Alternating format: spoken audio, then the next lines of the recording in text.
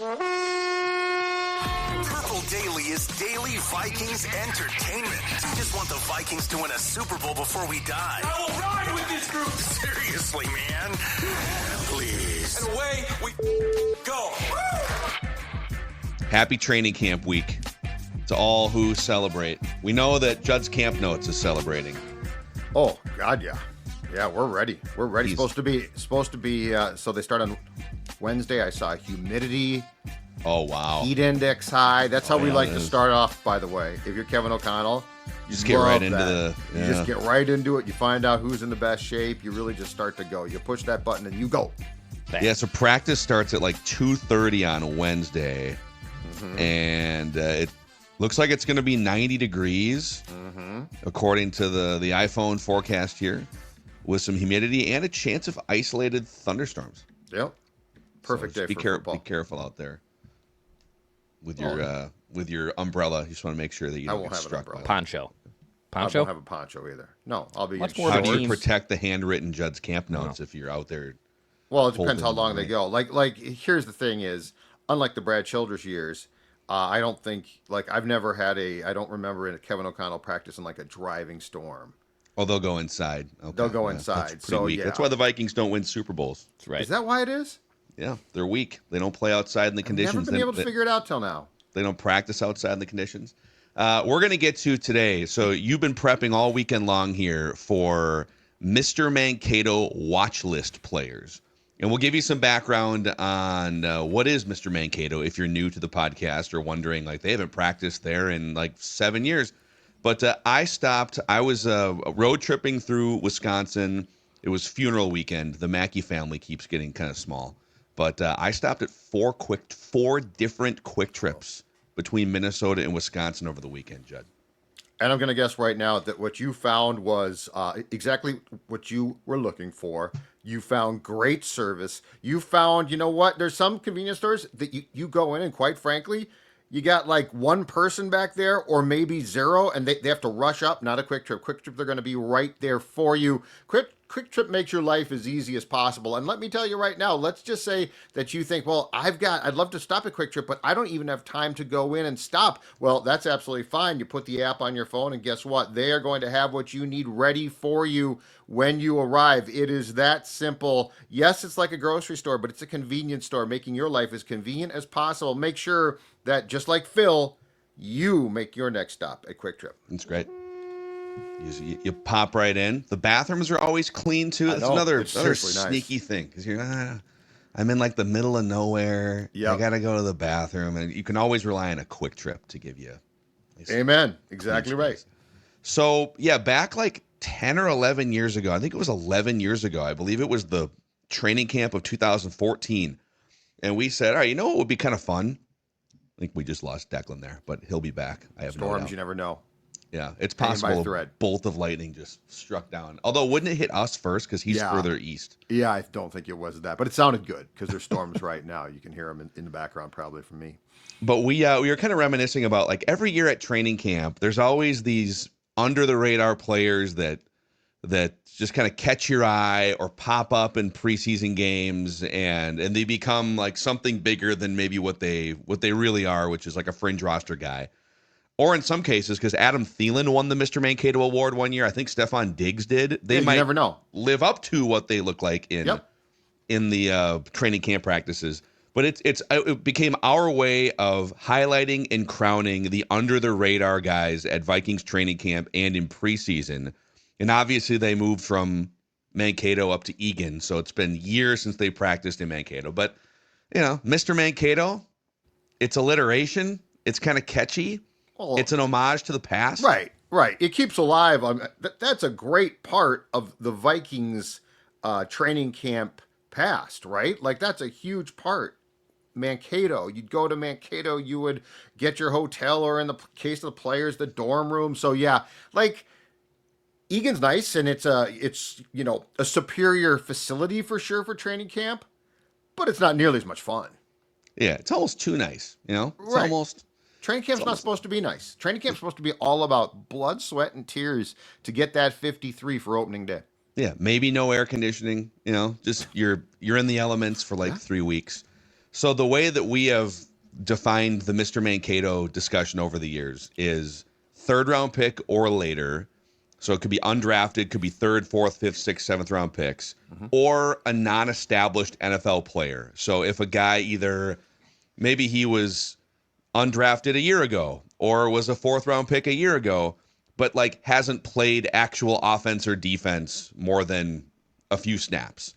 And it's kind of subjective to say non-established, but there's a couple examples on your list here. But you've put together, it amounts to be a 15-player Mr. Mankato watch list for us to go through and talk about some of these guys to keep our eye on, fringe roster guys that may pop and flash over the next month. Yeah, and just to explain this too, I think back in the day when our good friend from downstairs, Channel 5, Chris Long, did a odds list, which he would stay up till like 4 a.m. the night before. Yeah. As I recall, we did everyone eligible. Now, here is what we learned, though, okay? It's not fair, but offensive linemen, I think I have one on my list, but for the most part, it's impossible. Like It's hard for them to flash. Yes, yes. So what this is this is a 15 man list of guys that have an opportunity to flash in training camp, certainly in preseason games, and for the most part, it's what you would consider to be skill position guys. So no slight to the majority of the guys who are UDFAs or unestablished guys trying to make the offensive line, but if you're a guard, we're not going to really watch you play and say, I identified this guy as the best Mr. Mankato candidate in training camp. Yeah, because like when fans are at practice, you see the interception by the cornerback. You see the touchdown reception or the one-on-one drills between the cornerbacks and the receivers. It's just a little harder until you actually start playing week 1, week 2, week 3 when the bullets are really flying for like Walter Rouse to stand out. Or I do have some snubs in here. Walter Rouse looked like a snub. Yep. Michael Juergens, who might be fighting for like a backup center job, is a snub. But yeah, and you've done these in literally numerical order of their jersey. So yes, sir. It's not like a 1 through 15, but I would say that some of the smaller numbers do amount to be the ones that you're probably going to keep an eye on as we go through the next month. So let's do it. In fact, the Purple Daily graphics department was hard at work over the weekend. I appreciate tirelessly over the weekend. And we'll start with number 15, Mr. Mankato watch list from Judd's Camp Notes. All right. So we start with, are we starting, just to be clear, production here, are we starting from the smallest or the highest? What's the first name? Good question. That you're going to flash. The highest number, like the highest number jersey. Okay, perfect. Then I will just scroll down here, and we will start with a guy whose name you just saw flash up there. 5th round pick from Georgia this season, Tyrion Ingram Dawkins. Okay? So with some of these guys, what I did, full disclosure, is I went back to their draft scouting report. And I looked and thought, okay, so if you are watching these guys in a practice, for instance, or a preseason game, what are you looking for? In the case of Ingram Dawkins, explosive first step, a little bit slow to diagnose plays, playing for a very good, obviously, Georgia team last year, 3 sacks in 14 games, a member of 2 national championship teams with the Bulldogs. Foot surgery was a problem in 2023, but I think that this is a guy who very much has an opportunity to make the 53. Now, that being said, he is a defensive tackle. So that makes it a little bit tougher unless he can get a real push, right? Like defensive ends, or in the case of a 3-4 defense like the Vikings, outside linebackers have a clear opportunity in practices and games to flash because they are rushing the passer. I'm not saying that Ingram Dawkins isn't going to be, but I am saying he's going to be in the muck of it, right? He's going to be in the weeds of the football defensive line, but he is number 15 on my list. Yeah, he's relatively unknown in many ways because you mentioned the injuries. Mostly the 2023 was the bulk of like the injury issues. But in 4 years at Georgia, he only played 900 snaps. So the best way that I think you can explain Tyrion Ingram Dawkins as an NFL prospect is there's a really wide gap between his production in college and his athletic profile. Mm-hmm. He had one of the highest relative athletic scores where they take all of your like combine testing or pro day testing, and your height, your weight, everything relative to the other players at your position, and they put it into a score from 0 to 100, or 0 to 10. 10 being like elite, perfect, relative athleticism to your counterparts. So he had a 9.85 RAS out of a possible 10, which was 29th out of almost 2,000 defensive tackles from 1987 through 2025. So, like, in terms of athletic profile, this dude jumps off the page. But his production, his durability, all those things in college, he's pretty raw. He's pretty raw for a guy that spent 4 years at Georgia. Yeah, you know what? He sort of profiles athletically a little bit like a guy the Vikings took years ago from LSU, who plays defensive end, Daniil Hunter. Yeah. He profiles the same. I'm not guaranteeing the same. I'm just saying that, Hunter came out of college without impressive statistics, as considered to be a very raw but talented athlete, and turned into a really good player. So he is number 15. Number 14, opportunity knocks for this young man in a big way. Gavin Bartholomew, the 6th round pick from Pitt. All right, so what we have here is a guy who he's a little bit of a what I would call dichotomy as a player, because he's known to have smooth hands, but a catch radius that's in question. He is not real smooth in his route running ability, but when he does get the ball, considered to be in what I would consider Jim Kleinsasser way, what the scouts call a rugged run finisher with the ball. All right. Started 13 games at Pitt last season, 38 receptions, 322 yards, 4 touchdowns, and the opportunity here is, of course, Johnny Munt is gone. The third tight end is wide open. You've got TJ Hawkinson, Josh Oliver. They are set in stone. But keep in mind, Johnny Munt played a ton. Mm-hmm. And so, there's snaps here. And there's snaps probably from day one. Bartholomew, I guess one of the biggest drawbacks, and I don't recall seeing this, boys, for a tight end before, but it was in his scouting report. This is a very defensive, offensive line thing. He's got the short arms. He's got the short arms, which he's a T-Rex tight end. Yes, yes. But anyway, he is number 14, or he is on this list, and he has a great opportunity because in training camp and in preseason games, Kevin O'Connell and the Vikings are going to be looking for a third tight end, and that position can be incredibly important with what O'Connell wants. He did run, to your point about, once he catches the ball, what can he do with it? He did run a 4.7 40-yard dash, which for a 6'5", 245-pound human being, that was one of the best 40-yard dashes by any tight end measured at the Combine or Pro Day. Some of the other nuggets in his NFL.com scouting report are, I'm reading the positives here. I like to keep it optimistic when it comes to the third tight end battle. There's some great football phrases in here. So he's kind of a team captain guy known for leadership and unselfishness, which I think plays into this for the Vikings. Cradles throw into his frame with smooth hands. Football. Plays with steady feet when fitting up his run block. Flashes desirable aggression when finishing his blocks. And looks to land a sturdy blow on leads and traps. Football.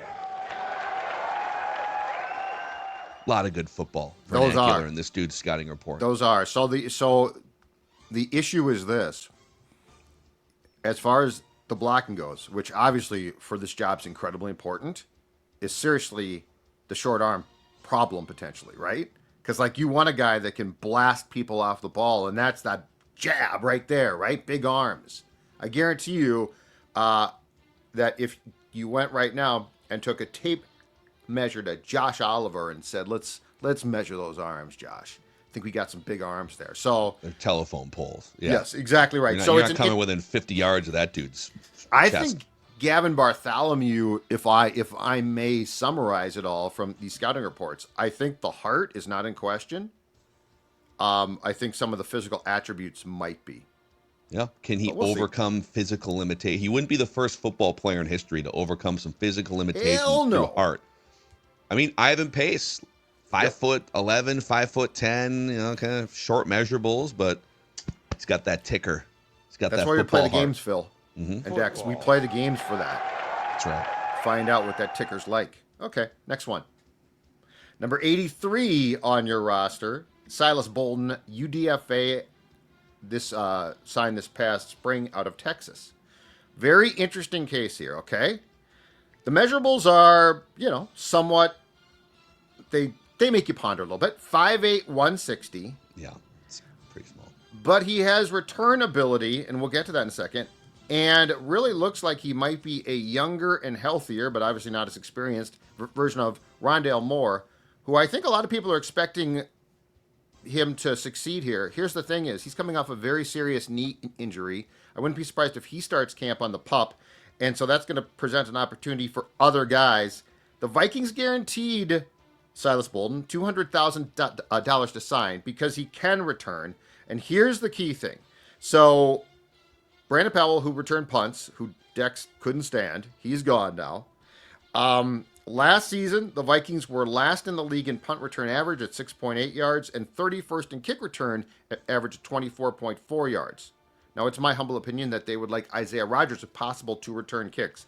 But Silas Bolden has a chance to break through. If nothing else, if he proves that he can return punts, he can be in the mix. The size is a problem, obviously. Yeah, and he's not. I doubt if he, if health is not an issue for the Vikings, even if Addison gets suspended, he's probably not coming anywhere close to like the wide receiver rotation early in the season. But if they were looking for, all right, so we can trust him to return kicks and punts, and if we had to put him into a game as a wide receiver, well, he worked as a slot guy and an outside receiver at Texas and Oregon State. And most notably, Silas Bolden only dropped 2 passes all of college.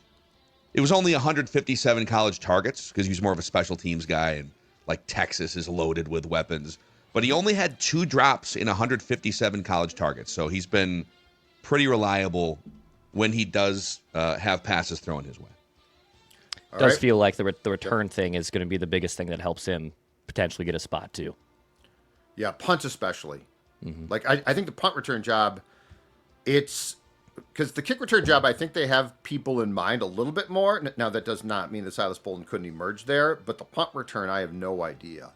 And if you have anyone, to go back to what we've talked about before, who can do it but does not have great hands, or let's say has a propensity to lose the ball in the sun, you got problems. You can't have quick change. You can't do that to your team. Sudden change. Sudden change. Quick change, sudden change. You know what I'm talking about. All right, let's go. Lightning change. All right, let's stay on the wide receiver thread. I spelled his name wrong. I mean, the graphics department spelled his name wrong. Yep. Someone's going to pay the price for this. Put some respect. Speaking of sudden change, put some respect on the name of Deshaun Jones, UDFA 2024 out of Maryland. Yep. All right. So in 2023 with the Terps, started 12 games, 53 receptions, 747 yards. So he averaged 14.1 yards per reception, caught 4 touchdowns, went to training camp with the Vikings last season, spent the year on the practice squad. Strong hands, ability to make contested catches. He was definitely a contested catch guy. Yeah, last year in Maryland, which you love, right? So he's back for. I'm sure that he was on our Mr. Mankato watch list a year ago. He's back on the list. Wouldn't consider him to be a favorite, but certainly would be in the mix of guys who are going to have an opportunity and probably going to play a ton, at least at the start of the preseason. You know, it's funny. Like you look at him, and he's kind of what is he, like 6'1" or 6'2"? He's kind of a lankier guy. But he played 88% of his snaps the last year at Maryland out of the slot. So just kind of a lankier. You think of slot guys as being a little bit just smaller in stature, but that's not always the case. I mean, Justin Jefferson plays out of the slot. Randy Moss played out of the slot 25 years ago. Not 88% of the time, but you'd throw him in there once in a while. So if they are looking for just another body to play out of the slot, which has a vast route tree, he can run routes at Maryland. That was the knock on him, was not route running like maybe some other guys. So he's an interesting one. I mean, he was interesting to watch last year, but as a fringe wide receiver room guy to keep an eye on. Yes, but a definite, which is what makes him a great Mr. Mankato candidate, right? Yeah. Like he could he could be back on the practice squad, but have a phenomenal training camp or a really good one. He is the exact type of guy that can win this and then sort of disappears, but he has the ability to certainly stand out in the preseason and in training camp practices. Shall we move on? Let's do it. Let's keep going. Offensive line represented by number 62, Logan Brown, UDFA out of Kansas. A very interesting storyline here. So this was a guy who started his career at Wisconsin, didn't go well, injuries. There was an on the field, I think, practice incident. Long story short, he left, but then went to Kansas. Started at right tackle last season. 82.5 PFF grade, 6 pressures and no sacks, and close to 300 pass blocking snaps. Yeah. Run blocking also good, and a guy that a lot of people thought should have been and would have been drafted, except this was, of course, a big COVID class. So there were a lot of guys that probably ordinarily are 6th or 7th round picks most years who got left out in the cold and ended up signing as UDFAs. I think in trying to choose an O-lineman, Logan Brown to me, though, because this kid could have a future. He could be really good, and he could have just fallen through the cracks. So this was the guy that intrigued me as far as the offensive linemen go. Yeah, he was like a 4th or 5th round guy on the consensus big board. He was the highest ranked undrafted free agent of literally all positions, all players, and the Vikings got him. That's becoming a Vikings trend, by the way. Over the last 2 or 3 years, they go get the top UDFA, and they, you pay a couple extra bucks for that. But yeah, for a guy that spent 5 years playing major Power 5 football through the COVID year and everything, he hasn't played that much. Like, he only played 964 total snaps over 5 years between Wisconsin and Kansas. So even though he's a little bit of an older guy because he's 24 years old with that extra year, he hasn't played a ton of snaps. But you nailed it with he allowed only 6 pressures, 0 sacks. But if you extrapolate out even to his Wisconsin time, in 410 career pass block snaps, 0 sacks allowed, only 12 pressures allowed. Most of that at right tackle. He does have some experience at left tackle. Curious if they were to move him to guard at all, but I think he's a practice squad guy right now. But if Darisaw starts the season and misses the first handful of games, I do think that opens up a spot for Logan Brown on the 53-man roster. Certainly possible, yeah. So he is my representation of the offensive line. Shall we move on, graphics department, to Phil Mackey's 2024 favorite player in training camp, at least, or up there? Yeah, and my graphics department unable to get the individual lines to come across on this one. So you're going to get 10 through 6 all in one. Okay, that's fine. Spoiled for you for the YouTube audience. That's fine. That's fine. So number 10, Gabe Murphy. Speaking of the guys the Vikings pay, I should say, as undrafted free agents, he was a UDFA in 2024 out of UCLA. The Vikings gave him $245,000 in contract guarantees. So that's a lot to give to a guy, but as Phil just said, they're not afraid to. Definitely flashed in training camp a year ago. Ended up on IR, was designated to return, but was actually then waived upon that return and signed to the practice squad. He was the 10th ranked edge rusher overall in the 2024 draft class by PFF. He had the 5th most quarterback pressures with 55 and was 14th in pass rush win rate at 18% in 2024 for the Bruins. And Phil, I think you identified this guy pretty quickly at training camp as a guy that got some first team snaps in practices. And I think it's fair to say he flashed at times. Yeah, you hit on a lot of the main stuff there, but I'll throw a couple other highlights out. So again, his last year with UCLA, he had 3 games during conference play, Pac-12 play, where he generated 8 or 9 pressures in an individual game. I mean, that's wreaking havoc. The 7th most total pressures of any edge rusher in college in 2023, running with the ones, you mentioned that.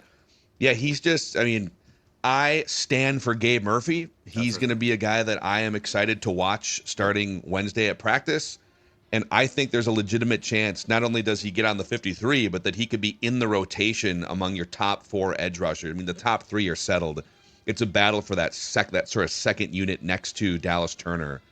I think he could legitimately, him and another guy on this list that we're going to get to, could actually tally sacks with the Vikings this year in a crowded defensive grouping where there's a lot of good veteran players. Absolutely. All right. Let's throw the list back up here, and you can see who is next. If you saw this already and forgot, of course, now you'll see it again. Number 9, Bo Richter, edge rusher, UDFA 2024 out of Air Force. Now, this is a guy who played a bunch on special teams, but he's back on the watch list because he did not play a bunch on defense. He saw 3% of the snaps on defense, 71% on special teams, but in my opinion, as an edge, this made him eligible again to be on this list. To go back to his career at Air Force in 2023, 19 and a half tackles for a loss, 10 sacks. He's undersized, 6'1", 248 pounds, and has short arms, but you can't measure the heart. This kid plays hard. If nothing else, he should stick as a special teams player. But I'm telling you right now, yep, exactly right. That heart beats football. Nothing but it. Football. Also, interestingly enough, Football. and this is one I could see, boys. This is one I could see. Interestingly enough, there was some speculation that he could have or could end up off-ball linebacker, which, again, that's a guy like Pace, right? And Ivan Pace definitely has some deficiencies, but he loves to play ball, and he'll get in your face. I feel like the arm thing becomes a bigger deal if you're trying to rush. So, because you're trying to, jam and jab offensive linemen. But if you're off ball, that just means that you are, not that you never rush, but more often than not, you are a stay-at-home guy who's just counted on to have football smarts and to make tackles. So, Bo Richter, despite the fact he played last season, is back on my list. I think, I'm not a defensive scheming X's and O's expert. I'll leave that to the Brian Flores's and even the Alex Boones and the Jeremiah Searles. But I think with this system, and you've seen it with like Ivan Pace, there's ways that you can leverage players' strengths and kind of avoid setting them up with their weaknesses. And so if you think Bo Richter, if he is lining up with a hand in the grass and he's taking on an NFL caliber sized right tackle, left tackle, maybe that's not putting him in a position to win that rep. But could you get him in some specialized packages, 3rd down and 10, these 3rd and must passes? Could you get him in some twists and some stunts where he's coming around using his athletic ability and speed? I mean, he had the 3rd best pass rush win rate in the country at Air Force his last year there. And here, I'll go even deeper with you. So on true pass sets, so if you strip away screens and some of the tricked up ways that colleges can get the ball out of a quarterback's hand, on the true pass sets, the dropbacks, he had a 37% win rate as a pass rusher, which is wild. That was top 3 in college football. And the NFL.com scouting report on Bo Richter is also gloriously filled with football vernacular. Muscular frame with exceptional lower body explosiveness. Posted 19, well, you got the stats in here. Ignites a big burst to close on quarterbacks in the pocket. Fluid in his change of direction in pursuit of his target. And sturdy balance through contact when taking on blocks. Football. Sounds like a guy you want on your football team. That's a low base right there, right? 6'1". You got the low base.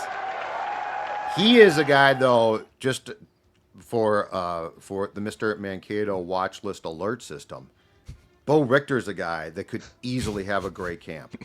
Like this, because he's going to come out and it's going to be, it might be humid, it's going to be hot and steamy and all those things. This guy's not going to care. In fact, I think you're right. I think I'll go so far as saying he's going to have such a great camp in preseason that next year we're going to change the Mr. Mankato watch list to the Mr. Mankato Richter scale. That's right. Oh, I mean, that's in play. If I was one of these guys too, and if you get like your scouting report written up on NFL.com, I would then use all of those descriptions in my LinkedIn profile after football. Great Like idea. during my Bullet point 'em last, all. hey, what'd you do at your last job? I had good feet and I was fluid at getting after the quarter. Like I would just use all of those as I bullet ignited points. all in past tense. Yeah, I ignited a big burst to close on quarterbacks in Yeah. the pocket. Motor never stops. Motor never stops. Oh, it's awesome. Actually, you know what? I think this leads us to. We'll get to the rest of this list here. The hottest Vikings take of the week here, presented by Standard Heating and Air Conditioning. I just want to put a bow on top of this edge rusher discussion, Dex. Yeah, so standardheating.com to book that appointment. Or you can call them, you can email them, you can text them, you can do however you want to communicate with them. I got my guy Connor coming out here in a couple weeks to make sure that everything is ship-shape with that HVAC system. You know, it's been hot, it's been cold. You just want to make sure everything is working appropriately. And luckily, the experts at Standard Heating handle that for me. They helped make this house happen when I did the inspection, and now they're going to make sure everything is still in nice and working order. Tell them that Purple Daily sent you. Go to standardheating.com to power the HVAC and make sure it's working. And they also power our hottest takes here on Purple Daily. They do. And a shout out to Federated too. So Federated here coming up in just a few days. It's the 21st annual Federated Challenge supporting Big Brothers, Big Sisters, hosted by Minnesota's own Federated Insurance. It's a 2-day gala and golf fundraising event that's raised over $57 million for youth mentoring over the last 20 years. 100% of that money goes to Big Brothers, Big Sisters and the Federated Challenge Scholarship Program. So this year's 2-day event is July 27th at St. Paul River Center. That's the gala. And then the next day is golf at Hazeltine National. You can visit federatedchallenge.org to become a sponsor, donate, or learn more about becoming a big with your local Big Brothers Big Sisters agency too. That's federatedchallenge.org. Okay, the hottest Vikings take here, presented by Standard Heating and Air Conditioning. I think either Bo Richter or Gabe Murphy will finish above Dallas Turner, Andrew Van Ginkel, or Jonathan Grenard in edge rusher sacks for the Vikings this year. I legitimately think one of these guys is going to break. It's kind of a battle between the two of them, I think, for that fourth edge rusher spot. Maybe in 3 weeks, this will be a laughable take. And no, actually, those guys have had a bad first 2 weeks training camp. But based on their college pedigree, based on the things they showed their first camp a year ago, and based on the opening behind those three guys, the Vikings, Patrick Jones feasted. Patrick Jones had a bunch of sacks, kind of playing off of the other edge rushers. That spot is open for business.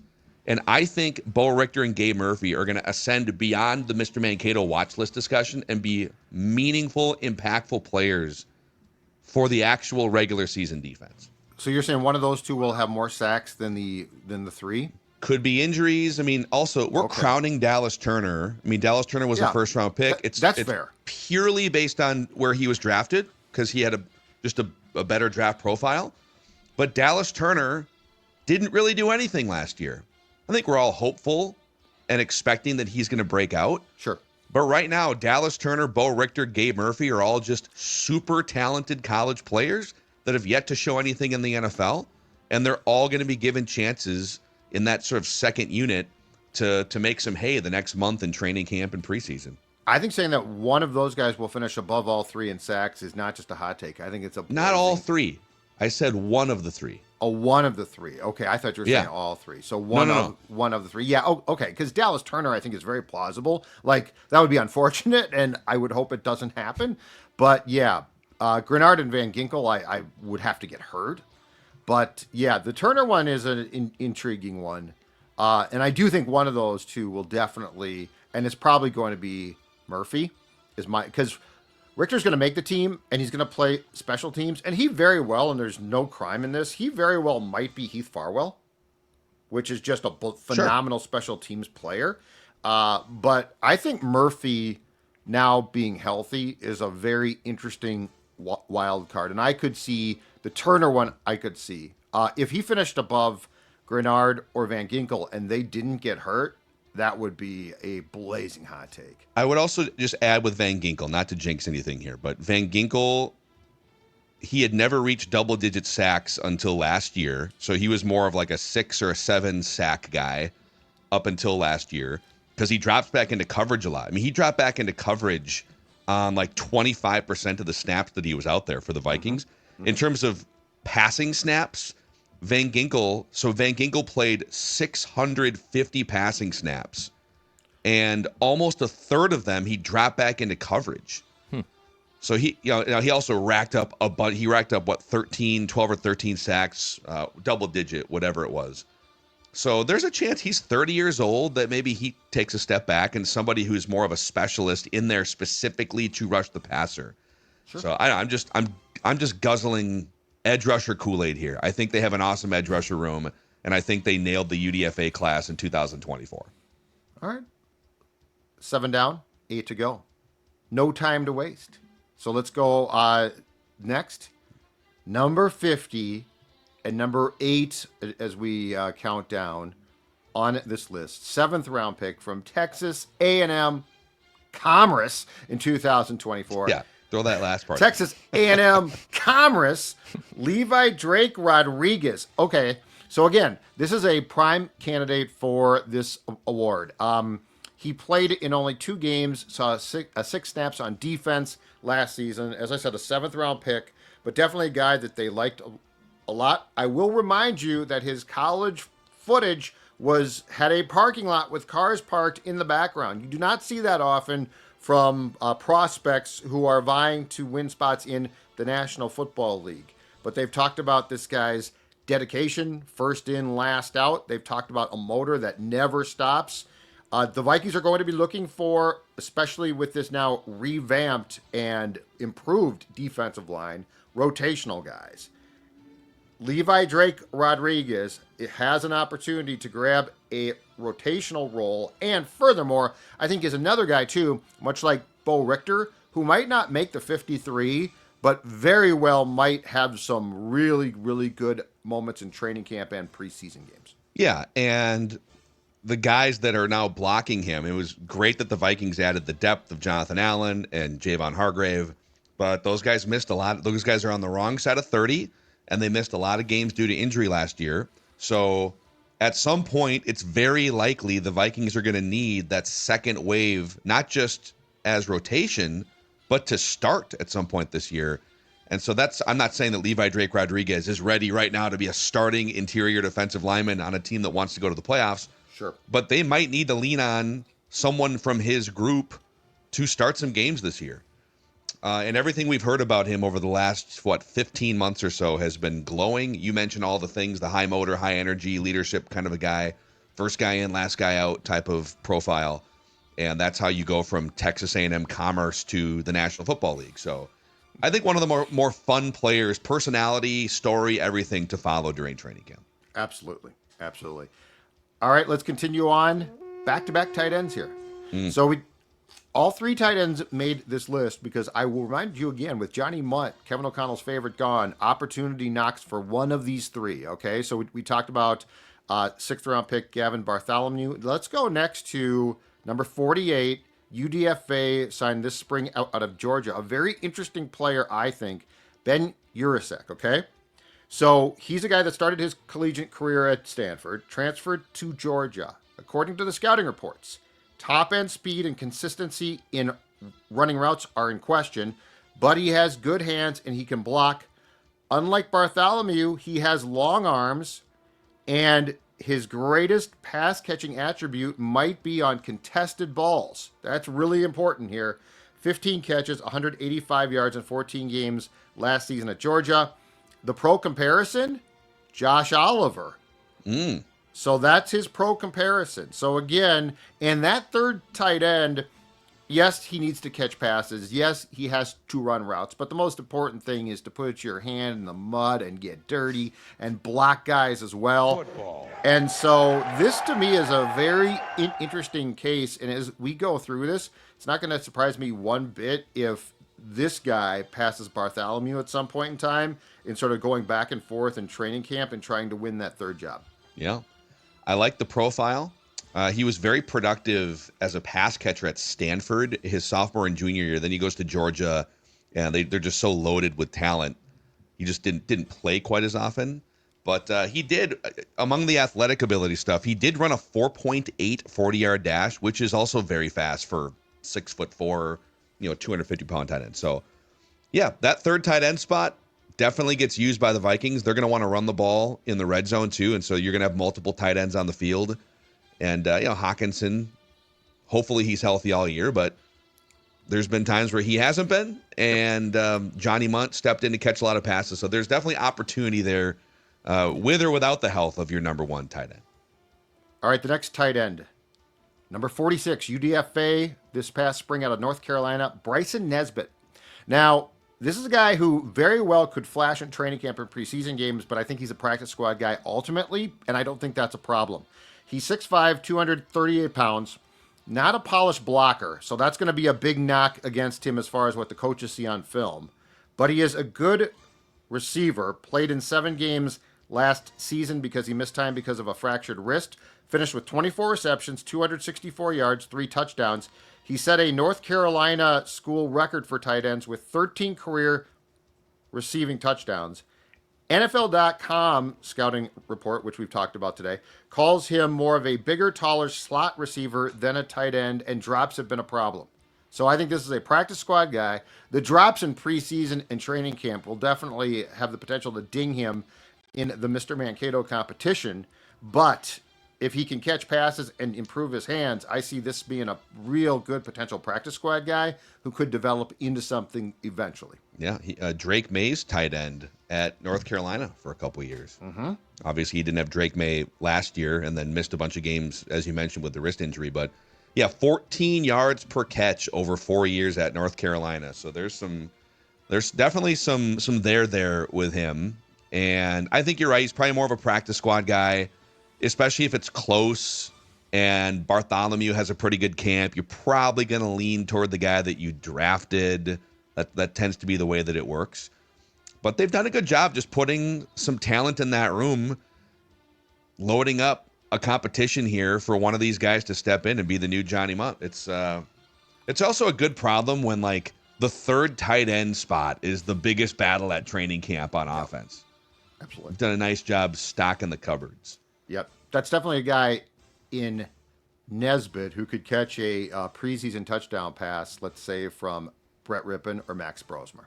In traffic. Like, I could see that. Oh, yeah. And it'll be a nice catch. And we'll be like, oh, wow, that's a hell of a catch. But it'll be in the fourth quarter of preseason game, too. So, all right, let's go to the fifth guy as we count down here. Number 41, linebacker Kobe King. 6th round pick from Penn State this past April. Has athletic and speed limitations that gave him issues in the pass game. Needs to show good technique and can be a 2-down linebacker. Probably more of a special teams guy. 97 tackles, 8.5 tackles for a loss with 3 sacks, 16 games last year at Penn State. I saw this guy in the offseason practices. Actually made some nice plays. But probably more of a special teams guy to start with. My guess is he gets some substantial playing time in preseason. So we'll see what he can do. But athletic and speed limitations to me scream potential special teams guy far more than a regular rotation linebacker. I think he's a little bigger than Ivan Pace, but he's very Ivan Pace-like in like just the way that he profiled through the draft process. So both guys were regarded as one of, if not the best run defending, moving forward linebackers in the country. And then, like, the athletic and size limitations, the measurement stuff is what dropped Ivan Pace out of the draft entirely. Yep. And what dropped Kobe King to the 6th round here. So, yeah, NFL.com, another glorious bin of scouting terms for Kobe King here. Prototypical big Mike linebacker build with a dense, muscular frame. Football. Dense. Right. How do you put that on your On application for a post-football job? I think it just says, it's like in your headline. It says Kobe King, dense, muscular frame. Yeah. That's what I do. I'd probably leave out the word dense and just start with muscular, just so they didn't say, hey, he's not very smart. Good eye balance between his keys Oh, and the God. action in the backfield. Football. Oh, God. How do you even know that? Like, scouting-wise, how do you pick up on that? It's a great question. I guess you're just following like where his helmet is facing. zooming in. Seriously, of all the things you could say, eye balance. Hey, Kobe, how's your eye balance? Leverages his gap with a firm base and physical hand strikes. Football. Flows with heavy pads and instinctive angles to ball carriers, and makes sure to get his licks in as a striker and tackler. Football. Okay, does this not scream special teams? This screams, I'm blowing him up on special teams. They did add, though, in the NFL.com overview here that he does project, if he reaches his peak potential, to absolutely be a starter on defense. So, yeah, start him off if he makes the team. Yep. Little special teams ace. Absolutely. And then Thor kind of alluded to this last week. As you come up to a contract decision on Ivan Pace, and you're already paying all these other dudes, you're projected to be pretty pressed up against the cap the next couple years.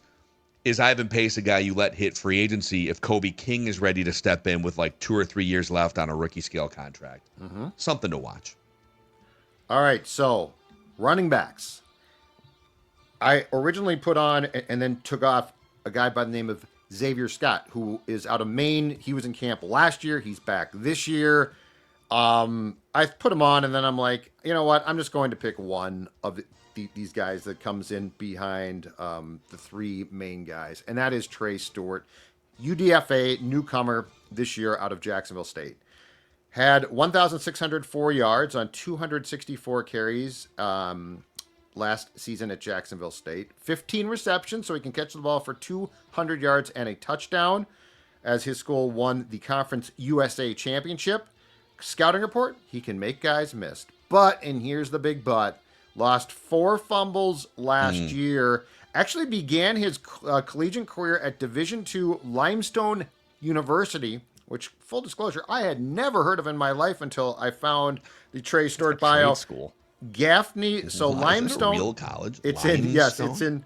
it's in like a trade Gaffney, school. North Carolina. It does. Enrollment of 1,600 students.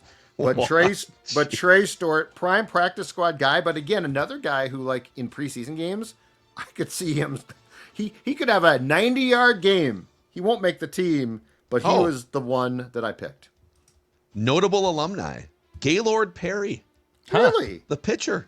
Wow. Spitballer. Limestone, huh? Gaylord Perry. According to had no Google. idea. Yeah. I had no clue. Interesting. Okay. Well, a lot of famous athlete bloodlines. Yeah, listen, this dude put up insane numbers at Jacksonville State last year, but it's against Conference USA opponents like Kennesaw State and Middle Tennessee State. He had 200 yards against Liberty. And then Western Kentucky made it to the Conference USA championship game and got lit up for 201 yards by our guy Trey Stewart here, who caught some passes. But it's so hard to figure out when you're playing directional schools from Conference USA how much that productivity. So you're really basing it off measurables and trying to project. But it's that slot is wide open. So that third running back spot, Ty Chandler has been given chance after chance. They could save money toward the cap by cutting him. And I think Ty Chandler is, whether he's off the roster before week 1 or after the season, like, he's not going to be here much beyond 2025, at least based on what we've seen so far. So, yeah, whether it's Trey Stewart or somebody else, that number 3 running back spot is open for business. My biggest question is, can he block it all? Which my guess is probably not. And then the propensity to fumble, the ball is the program. Like, you can't, I don't care what you do. Yeah. If you fumble, you're out ski. You're out of here. Yeah. So. Yep. Yeah. The pass protection thing there. It's like, okay, so you're with Aaron Jones and Jordan Mason here. It's like, we got the carries covered, but if you do come into a game, right, and we have to trust you to pick up a blitzing linebacker or something, are you going to know what you're looking at? Yeah. We'll find out pretty quickly, I think, in practice. Practice squad guy, I think, for sure. Mm-hmm. All right, let's get to a guy I'm very excited about, who I think has a great chance because he flashed at times in the workouts this spring. That is cornerback number 34, Zamiah Vaughn, a UDFA this past year out of Utah. So he reminds me, not necessarily as a player, but same position, same opportunity. If you guys recall, Dwight McLaughlin came in as a UDFA last year, and he made the initial 53. So if Brian Flores likes you, you can stick here. Zamiah Vaughn is 6'3", 187 pounds, had the best vertical jump among defensive backs at the combine, and tied for the best broad jump. So he is an athlete.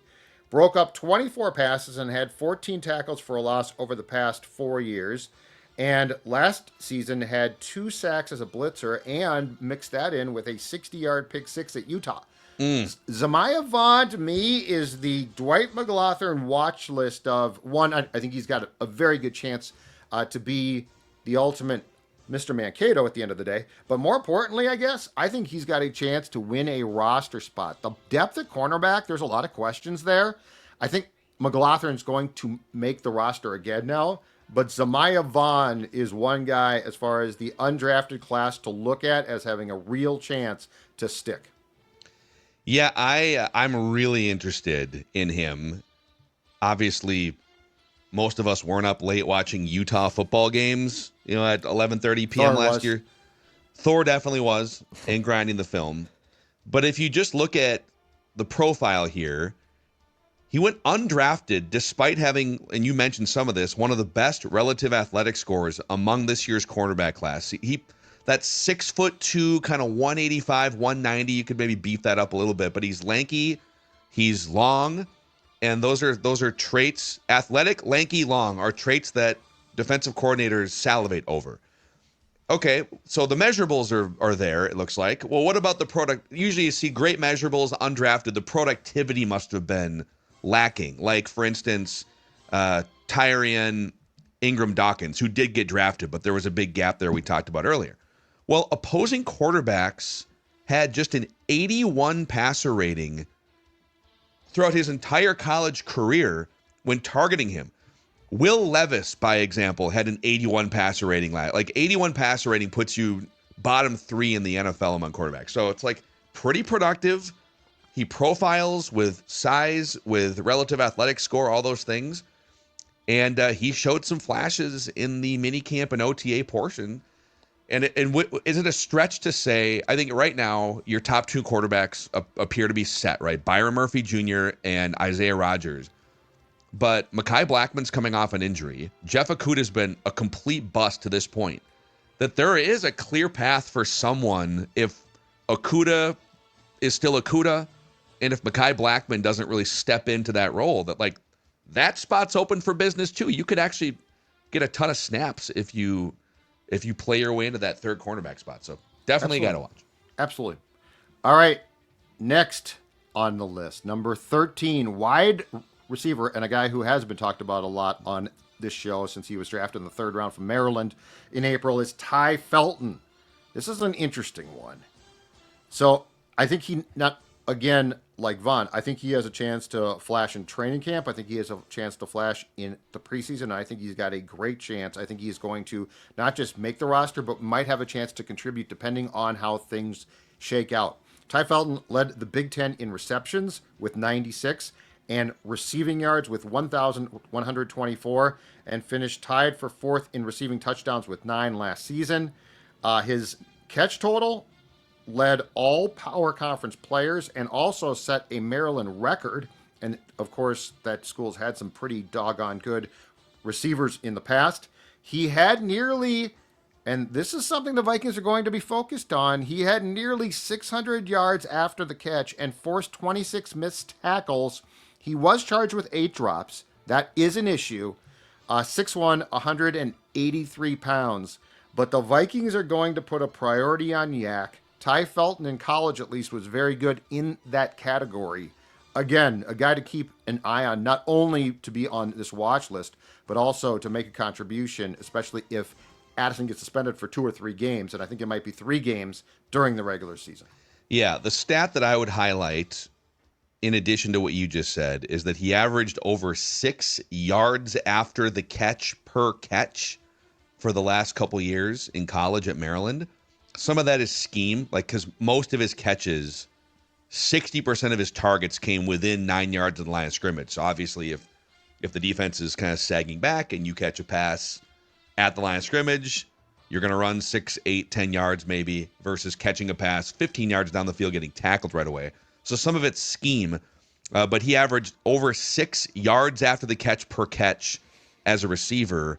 And the Vikings' top receiver was Jefferson in that category at 4.5 yards after the catch per reception. Again, some of it is schematic. But yeah, like Kevin O'Connell's been super vocal that we want to fix this part, this deficiency in our offense, and Ty Felton can potentially be part of the solution. And that leaves us with one left. Now, Which we'll get to, by the way, after Declan tells us about the event coming to town. It's a 3M Open Week in the Twin Cities. It is. It is 3M Open Week. We did some new commits, too, that were announced, obviously, last week as well, which is super exciting. So Ricky Fowler's going to be here this year, which is going to be also really, really cool. Go to 3mopen.com/tickets to get access to the 3M Open. It's at TPC Twin Cities in Blaine. They're going to have a post-game concert on Saturday with Lee Bryce. Some of the best golfers, too, in the world, so it's an absolute blast. Go to 3mopen.com/tickets to get those. That's 3mopen.com. And here we go now. Okay. All right. To the number one player. Well, numerically anyways. Exactly. The Mr. Mankato watch list. And the number one player, the guy with the lowest jersey number on this list of the watch list, is number 12, quarterback Max Brosmer. UDFA 2025 out of course, the University of Minnesota. This guy is, physically, the limitations are there, but mentally, this guy is a football player. I think he is an ideal practice squad guy. He did set a U of M record with 268 completions last season in his 1 year his 1 year with the program in 13 starts, 18 touchdowns, 6 picks, 5 rushing touchdowns. NFL-wise, a potential knock, he has a low release, which could be a problem. So he's probably going to have to get more on top of the ball, but his smarts also help a lot. So Max Brosmer, preseason-wise, I don't think McCarthy plays much, if at all. So Sam Howell definitely plays. Brett Rippon plays, but that still leaves plenty of playing time per game. So Max Brosmer will get a chance to flash in preseason games. And ultimately, if you're a quarterback who flashes in preseason games, guess what? People do pay attention. So he is the 15th and final guy on the Zolgadian watch list, the Richter scale, if you will, of Mr. Mankato's. Yeah, he is an extremely accurate intermediate range passer, which no doubt caught the eye of Kevin O'Connell, quarterback whisperer, that this dude, if you're talking crossing routes over the middle, 10 to 20 yards beyond the line of scrimmage, that sweet spot of the Kevin O'Connell offense, Max Brosmer feasted at the University of Minnesota. He was the 4th highest graded passer in the country, according to PFF, on intermediate throws. He had a 74% adjusted completion percentage on those throws, just ahead of Jackson Dart and Cam Ward. Now, those guys have game that kind of goes beyond. Sure. Brosmer's very good, clean pocket, intermediate, and kind of beyond that, things get a little murky. But he also only played the 1 year of major Division I Power 5 college football. So it could be a really interesting player to get some reps in preseason games, stash on your practice squad, and kind of see if no one's talking about him developing into like a high-level starting quarterback, but you need some depth, some guys, backup quarterbacks that, you're not paying a bunch of money to, that can sit in there. And maybe in 2 or 3 years, he becomes a guy that you can trust to complete some passes in the case of J.J. McCarthy being injured or something. It's also become pretty clear O'Connell likes to stack his quarterback room, not necessarily with the secondary guy, but like the 3rd and 4th guys, the practice squad guy, with guys that remind O'Connell of himself, like just smart football guys. I think Rippon and Brosmer are probably could coach someday. I think in the case of Rippon for sure, he's not really a starting caliber QB, but it always helps to have as many set of eyes as possible of guys who know what they're watching and can help you out. And I think that in the case of both of those guys, Rippon and Brosmer, they fall into that, just really smart football players who can be an asset in the quarterback room. Yeah. So there it is. 15 guys on the Mr. Mankato watch list. I mentioned a couple honorable mention guys that are just harder to flash for offensive line. But Walter Rouse competing for hell, maybe even, I don't think he would get the starting nod if Darisaw is hurt, but like competing for a spot. Michael Juergens. I'll throw edge rusher Tyler Batty, undrafted free agent out of BYU, into this mix, but because they're so loaded from the previous UDFA edge rusher class, Right. I don't fault you for leaving him off of this list of 15. It was a tough 15. It's a good list of 15 guys. Yeah. I started They're off. pretty deep. I was debating on Brosmer at first, but then I'm like, he's a quarterback, so he needs to be on this list. But yeah, it is if you look through, and part of this, Phil, goes back to your point about the fact that they pay undrafted guys pretty well to come here. If you look through their list, like it is a pretty good list of guys who are probably practice squad guys.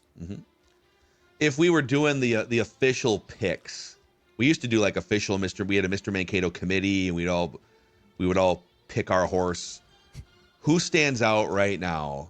The player that will captivate fans, media, that jumps up from under the radar. Is it Ty Felton? Would he be the odds on? Yeah. He feels I think like it's the Ty leading horse. Felton on offense, Zamiah Vaughn on defense. Yeah. Because the cornerback position has so many possibilities, right? And if Zamiah Vaughn jumps a route in preseason and houses it, we're all going to be like, whoa. So He's loose. There I he would goes. I would say Ty Felton and Zamiah Vaughn are my top 2 picks. Love it. Great stuff. Judd's camp notes just firing out of the gate here on the Monday of training camp. We got a week. press conference tomorrow with Kwesi and O'Connell tomorrow, and then Wednesday on the field. Oh, it's go time. Summer's over, boys. Summer's over. We've carried you all through the doldrums of the off season with various fun lists, but now it's time for Judd's camp notes to shine over the next 3 to 4 weeks. I do think before we turn the page completely, though, I do think that we owe the National Football League and Roger Goodell a shout out, a debt of gratitude for finding a way to have basically no off season. Like, if you think about it, if this was the old days and they just turned us loose, right? And you had the draft in there, but the schedule release was also like right before the draft, and then things dried up in May for a while. Like the National Football League, for a show like ours, let's just say that they give us a lot of gifts. That's a good segue. We're going to do Purple Daily NFL takes later today, and it'll be in your Purple Daily Feeds YouTube channel. And I actually have, because baseball is out. Rob Manfred did the media tour talking about how there are some things that we need to flip on their head. And then Tony Clark, the Players Association president, came and like fought him. And they're trying to figure out the basic sort of blocking and tackling principles of how do we make our sport more fruitful and popular. Yeah. And then you look across the block. It's like they got this home that's kind of rickety and the grass is all munched up and the driveway needs to be repaved, and they're arguing over like whether they should do anything to the house or what.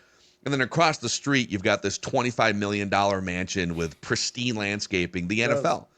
And I'd love to get it more, because you're right. And now like quarterback season 2, the NFL, they don't just, let's put it out in May. Let's put it out. No, they literally go through systematically and say, how can we own every single month out of 12 months? We're only playing games for like 5 months, but how can we own the other 7 months and clown the other leagues? Yeah. And we should talk more about that on Run NFL circles Takes, around everybody else for the most part.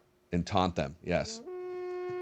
All right, there it is, the Mr. Mankato watch list. Let us know any egregious snubs beyond the ones that we listed here. And then if you had to make a pick for who's going to flash the most out of this group, let us know in the YouTube comment section. We can sprinkle those answers in later on this week here. But happy training camp week for the Sports Dad / Judd's Camp Notes for Dex. I'm Phil, and this is Purple Daily, where we just want the Vikings to win a Super Bowl before we die.